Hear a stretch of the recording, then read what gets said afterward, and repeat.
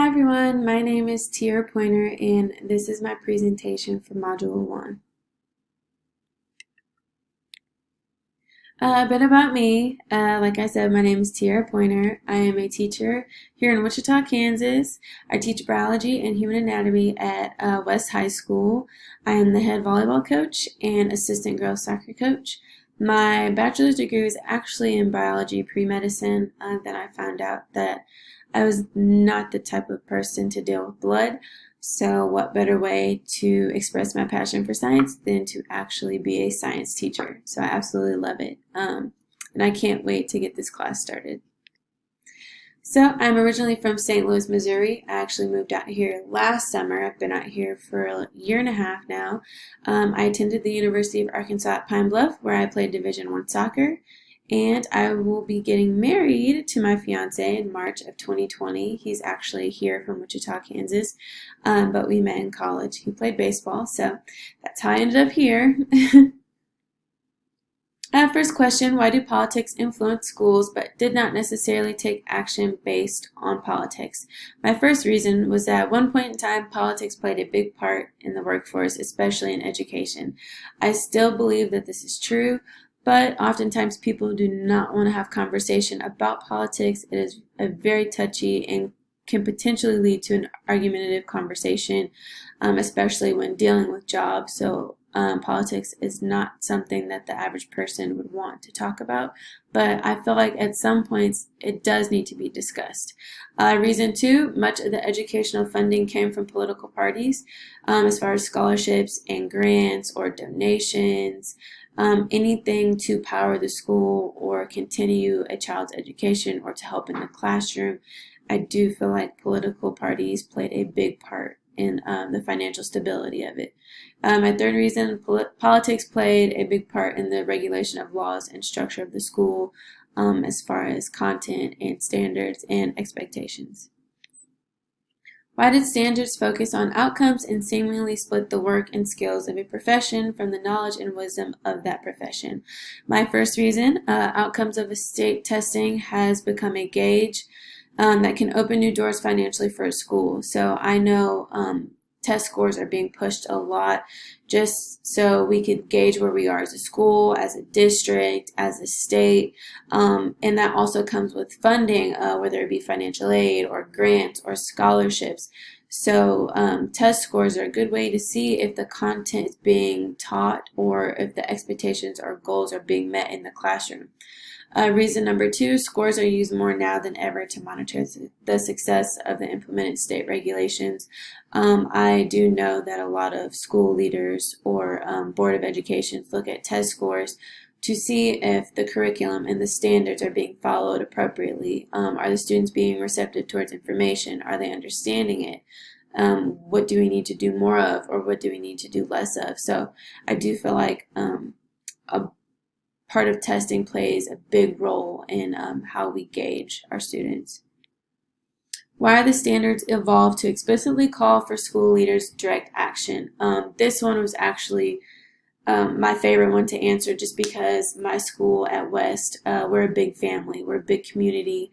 All of my administrators know almost all of the students by name, and it's only October, so I think that's awesome. We all get along, we all help each other. So I definitely think that school leaders' direct actions are necessary because they're familiar with the student body, community, and atmosphere of their school. School leaders know what works and what doesn't work for our school or for our students, and they're able to make it flexible or change things around just to help our students be more successful in the classroom. They're able to identify what will or will not work when it comes to politics being established, and they know how to get their community to be receptive towards new things. Why must school leaders become political activists on behalf of students and their families? School leaders must stand up for students when they feel their educational needs are not being met, or if they feel like they need a little bit more of something. School leaders are supposed to stand up for the families and for the students and try to get all the resources necessary for those students to be successful. They must also consider all factors that affect learning inside and outside of the school, especially at West High. We have a lot of kids going through a lot of things at home or just when they leave the school, before they come to school.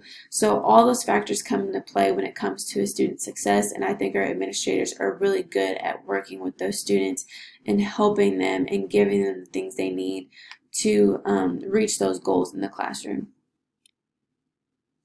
Why do politics surrounding educational policies provide the strongest connection between what school leaders feel and do their abilities to strategically think about how to handle it all? So politics play an enormous role when it comes to the structure of the school, just like our curriculum and our standards. School leaders are a crucial component when it comes to decision making. They know our students the best, they know our school and our community the best, and they are able to make things work. They're able to change things up without not incorporating certain standards or expectations. Excuse me. Most politics involving education comes from the state and must be implemented, but school leaders have the ability to shape how those politics are being presented in their communities. Sorry, I cannot read.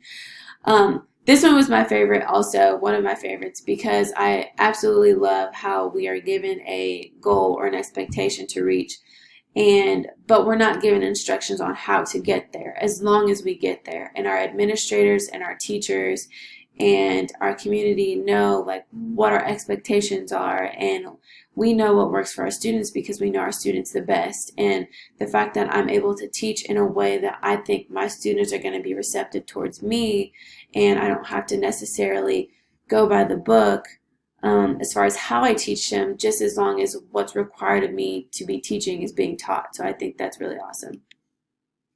How politics influence my decision making. I follow all politics as given to me in the standards. I'm still a new teacher. I actually started in February of last year, so I started in the middle of the year. I was very overwhelmed. I was thrown completely off guard, but I took it and I'm stronger from it, and this year has been a breeze so far compared to that. So if I can do that, I feel like I can do anything. So when I'm often making decisions, I do not consider every political standard in that moment. I have a weakness of feeling like I have to make a decision right then and there, and because I have like all this pressure on me, or people are waiting to hear my opinion as soon as possible, and I am guilty of that, and that's something I need to work on, is taking more time to consider all of my options and weigh all my factors. I plan to attend board meetings to become more educated on the policies that could potentially affect me in my classroom. I feel like it's important to know what's going on outside of your classroom. That way, if there is any discussion or decisions that need to be made, I'm prepared for them because I know the topic or the content that's being discussed. And I do want to develop relationships with more of my administration. I do have relationships and good communication with most of them, but I feel it's important to have it with all of them. That way, if I have a question that one administrator can't answer, there's somebody else that I can go to, so I don't feel like I've run out of all my options. From now on, when I make decisions, I will be more conscious of making them according to the benefits of the policies and regulations that we are supplied with. I think I do a pretty good job with this, but like I stated earlier, I think that I need to stop rushing my decisions or feeling like they need to be made right away without discussion. And I do have great mentors in my building for that, and I appreciate them so much. They're helping me learn. Every day I'm learning something new, and anytime I have questions or concerns, they're the first ones I go to. So I do appreciate all the help that I'm getting, and I'm excited to learn more throughout this class. So thank you.